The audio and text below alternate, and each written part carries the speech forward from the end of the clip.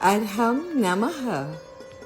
આ મંત્રમાં અર્હમ એ નિર્ગ્રંથ પ્રવચન રૂપી 14 પૂર્વનો સાર છે. અર્હદાકાર ઉપયોગ એ અર્થ વિચારાત્મક વાણી છે. ઉપયોગાકાર આત્મા એ પરમાર્થ પશ્યંતી રૂપી વાણી છે. ઓમ અર્હમ તેનું રટણ, મનન, ચિંતન અને ધ્યાન કરનારના આત્માને તે પરમાત્મ સ્વરૂપ બનાવે છે.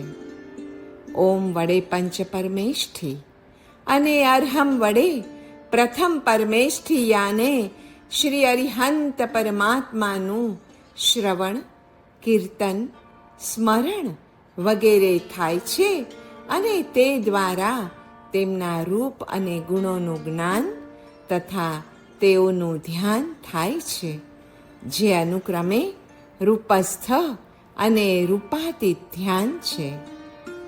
અર્હમ મંત્રની રચના 2 પ્રકારે છે. એક બહિરંગ રચના તથા 2 અંતરંગ રચના. બહિરંગ અર્હમ મંત્રની 5 સ્થિતિઓ છે. અ વત્તા હ અર્થાત હ ઉપર રેફ, વત્તા ખોડો મ, વત્તા બિંદુ, વત્તા નાદ એટલે અર્હમ. આ થઈ બહિરંગ અર્હમ મંત્રની એક સ્થિતિ. અંતરંગ રચના પરમ સત્તા પરમેશ્વરના અનંત ચતુષ્ટય અર્થાત જ્ઞાન, શ્રદ્ધા, શક્તિ અને આનંદનું પ્રતીક છે. આજ્ઞા ચક્ર તૃતીય નેત્ર છે. તેને જ્ઞાન ચક્ષુ પણ કહેવાય છે. આંતર જગતમાં પ્રવેશ કરવો છે તો બસ એ જ્ઞાન ચક્ષુ એનું દ્વાર છે. અર્હમ એ એકડો છે અને એકડામાં સમાઈ જવું એટલે શૂન્યમાંથી સર્જન કરવું. એકડાના એટલે કે અર્હમના ધ્યાન અને તેના સ્મરણમાં જે લીન થઈ જાય અને પોતાને વિસરી જાય તે પુણ્યાનુબંધી પુણ્ય તથા ઉત્તમ ગુણોનો સર્જક બને છે. અર્હમ પદની પ્રાપ્તિ જેઓને થઈ છે, થાય છે અને ભવિષ્યમાં થશે તેઓ સર્વે પોતપોતાના પૂર્વના અર્હમની આરાધના વડે જ તે પદને પામી શક્યા છે અને પામી શકનાર છે. એકડો એટલે સંઘ. સંઘ એ મુખ્ય છે. સંઘની સેવા અને ભક્તિ એ સર્જક છે. એકડા નિરપેક્ષ શૂન્યોનું જેમ કાંઈ જ મૂલ્ય નથી ને, તેમ સંઘ નિરપેક્ષ વ્યક્તિની સાધના પણ શૂન્ય મૂલ્યવાળી જ ગણાય છે. બીજ પણ વૃક્ષનું સર્જન તો જ કરી શકે ને કે પોતાને ભૂમિમાં વિલીન કરી દે, પોતાને એ ભૂમિમાં ગોપવી દે. ઓમ એ પરાક્રમ છે અને અર્હમ એ સમુત્થાન છે. પરાક્રમથી વિભાવમાંથી મુક્ત થતા આર્ત અને રૌદ્ર ધ્યાન છૂટે છે અને સમુત્થાન વડે ધર્મ ધ્યાન અને શુક્લ ધ્યાનમાં પ્રવેશ કરાય છે. સમુત્થાન એ સ્વભાવ રમણતાનો શ્રેષ્ઠ પ્રયત્ન છે. તો બળ, વીર્ય, પરાક્રમ અને સમુત્થાનમાં શું ફેર છે? બળ એટલે બાહ્ય શક્તિ, વીર્ય એટલે અભ્યંતર શક્તિ, પરાક્રમ એટલે બાહ્યાંતર શક્તિનો સદુપયોગ અને સમુત્થાન એટલે ઉપર ઉત્થાન કરવા માટેનો સમ્યક પ્રયત્ન. યોગનો એક સિદ્ધાંત છે કે સુષુમ્ણા નાડી બ્રહ્મરંધ્રથી સંબદ્ધ છે. બ્રહ્મરંધ્રથી એક રસનો સ્રાવ થાય છે. તે સ્રાવ નીચે સુધી જાય છે. અરહમના દ્રુત ઉચ્ચારણથી સુષુમ્ણા દ્વારા ટપકવા વાળા રસના 9 બિંદુઓ સ્રાવિત થાય છે. મધ્યમ ઉચ્ચારણથી 12 બિંદુઓ સ્રાવિત થાય છે અને વિલંબિત ઉચ્ચારણથી તો 16 બિંદુઓના સ્રાવ થાય છે. આ સ્રાવને અમૃતનો સ્રાવ કહે છે. તે સ્રાવ જેટલો અધિક તેટલો જ લાભદાયી મનાય છે. અરહમ એ અરિહંત પરમાત્માનું મંત્રાત્મક શરીર છે. અરહમ આદિ મંત્રોનું ધ્યાન જ્યાં સુધી અનાહત નાદ ન પ્રકટે ત્યાં સુધી નિત્ય, નિયમિત અને ધૈર્યપૂર્વક કરતા રહેવું જોઈએ. ત્રયક્ષરી મંત્ર છે ઓમ અરહમ. આર્હંત્યનો ભાવ મૈત્રી અને સ્નેહ પરિણામને વિકસાવે છે. જીવત્વ પ્રત્યે પૂર્ણ સ્નેહને અને જળ માત્ર પ્રત્યે પૂર્ણ વિરક્તિને વિકસાવનાર એવો ઓમ અરહમ એ ત્રયક્ષરી મંત્ર છે. પૂર્ણતાની દ્રષ્ટિ વિરાગ ભાવને વિકસાવે છે.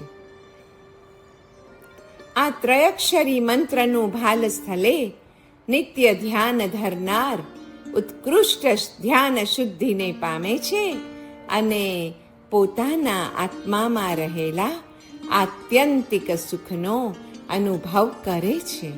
પરિણામે અષ્ટગુણાત્મક સિદ્ધ પદની પ્રાપ્તિ કરે છે. ઓમ અરહમ એ પરમાત્મ સ્વરૂપ સર્વતંત્ર સ્વતંત્ર છે.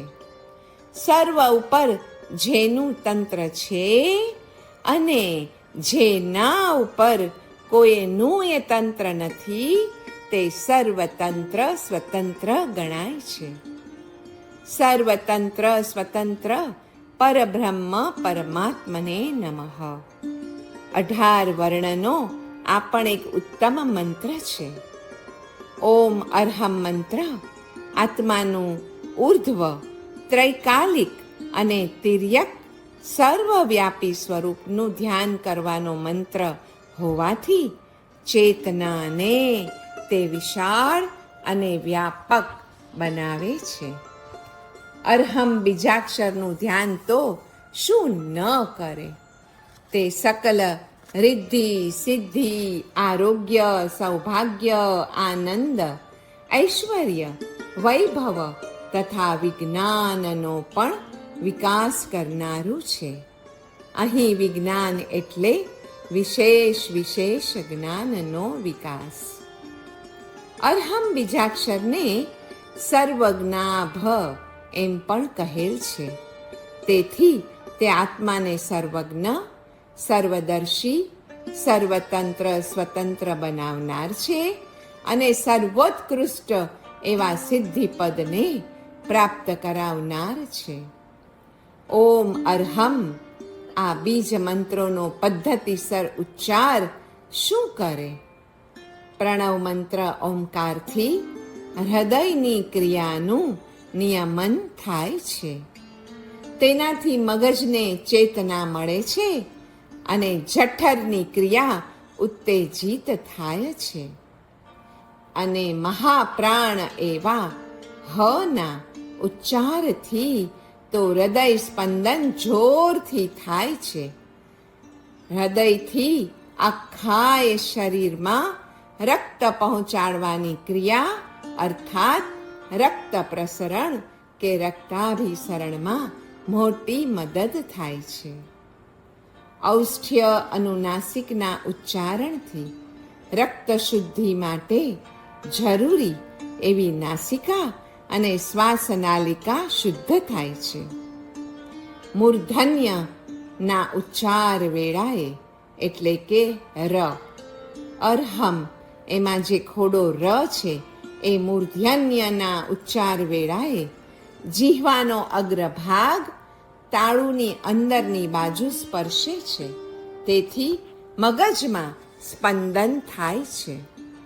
આ ઓમ અરહમ બીજ મંત્રને પદ્ધતિસર ઉચ્ચારવાથી હૃદય, શ્વાસનાલિકા અને મગજ, આમ શરીરની મહત્વની ત્રણ ઇન્દ્રિયોની ક્રિયા ઉત્તેજિત થાય છે અને મજ્જાતંતુ, હૃદય, શ્વસનેન્દ્રિય, અન્નમાર્ગ, પચનેન્દ્રિય, મૂત્રાશય, મલાશય વગેરે ઉત્સર્જન કરનારી મહત્વની ઇન્દ્રિયો ઉપર પણ સૂક્ષ્મ આઘાત થઈને તેની ક્રિયા પછી સરળતાપૂર્વક ચાલવામાં મદદ થાય છે. મંત્રના ઉચ્ચાર માટે ઉપદેશ, ઉપદેશ દ્વારા ઉપકાર, ઉપકાર દ્વારા ઉદારતા અને તેનું ફળ ઉન્મની ભાવ છે. ઓમ રીમ અર્હમ નમઃ મંત્રમાં નમઃ એ ઈચ્છા યોગ છે, ઓમ એ શાસ્ત્ર યોગ છે અને રીમ તો સામર્થ્ય યોગ છે. વળી અર્હમ તો કૈવલ્ય સ્વરૂપ છે. ઓમ એટલે પ્રભુનું નામ, જે વડે અજાણી વસ્તુનું જ્ઞાન થાય. અર્હમ એટલે પ્રભુનું રૂપ, જે વડે અજ્ઞાત વસ્તુનું પણ ધ્યાન થાય. જ્ઞાનનું સાધન મન છે અને ધ્યાનનું કરણ બુદ્ધિ છે. જ્ઞાનનું સાધન છે શુદ્ધ આત્માનું નામ, એટલે અરિહંત અથવા ઓમ અર્હમ. નાદમાં વ્યાપ્ત છે આ ઓમ અને અર્હમ. અવ્યક્ત ધ્વનિ રૂપ નાદનું સ્થાન નાભિ કમલમાં છે અને વ્યાકરણ મુજબ નાદનો અર્થ થાય છે ધ્વનિ. તંત્ર મુજબ વર્ણોનું અવ્યક્ત મૂલ અને દર્શન શાસ્ત્ર મુજબ અનાહત નાદ, જે સાધનાની ઉચ્ચ અવસ્થામાં કર્ણના વિવરોમાં નિનાદિત થાય છે. સ્વરોની વ્યાપ્તિ સંસારની સર્વ ભાષાઓમાં છે.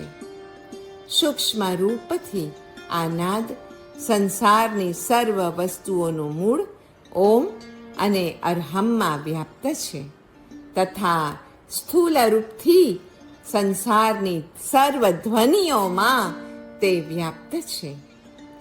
અવ્યક્ત નાદ જ્યારે અભિવ્યક્ત થવા માંગે છે ને, ત્યારે તો તે હૃદય સુધી આવી જાય છે અને બધા જ વિકલ્પોને પાર કરીને કંઠ અર્થાત બિંદુથી ઘોષ પ્રાપ્ત કરી મુખ અર્થાત કલાથી વ્યક્ત થાય છે અને પછી તે વૈખરી રૂપ અર્થાત વર્ણરૂપ બને છે.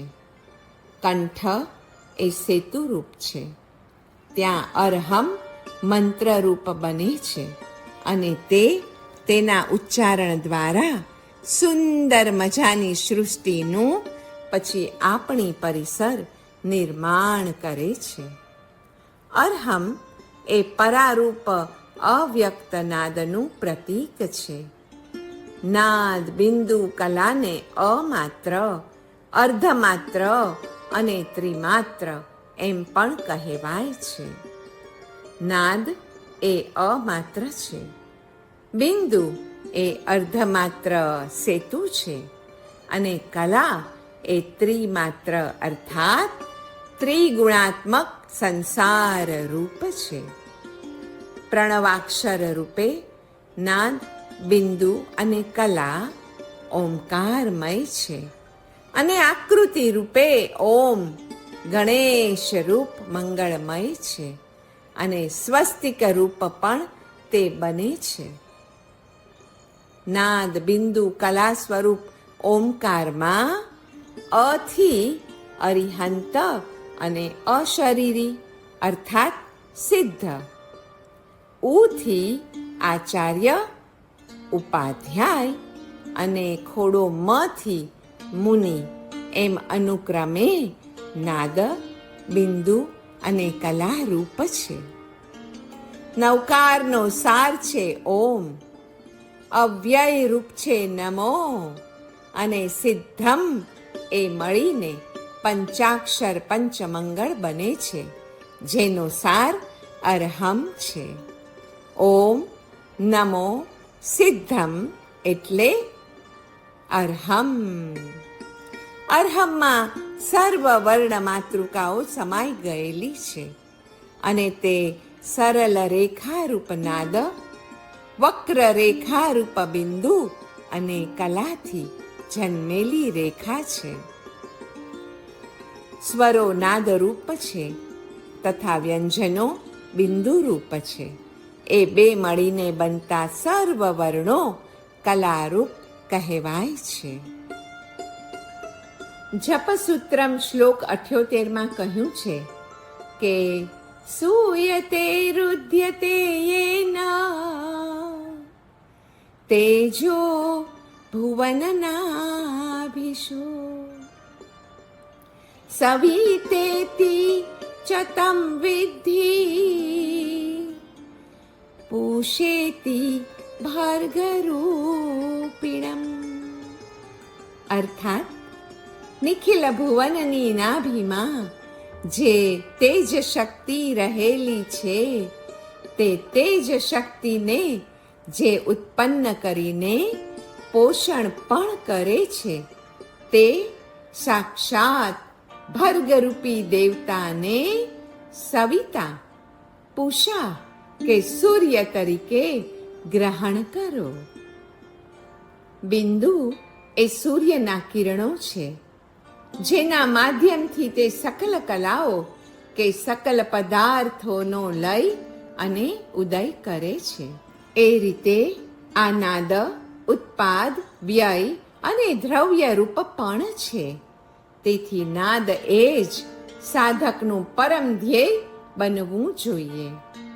કલારૂપ શરીરની શક્તિના અનુસારે સાધકે બિંદુરૂપ શૂન્યમાં ધ્યાનને સ્થિર કરી દઈને નાદરૂપ ઓમ અરહમમાં રહેલી પરામાતૃકાનું ધ્યાન કરવું જોઈએ.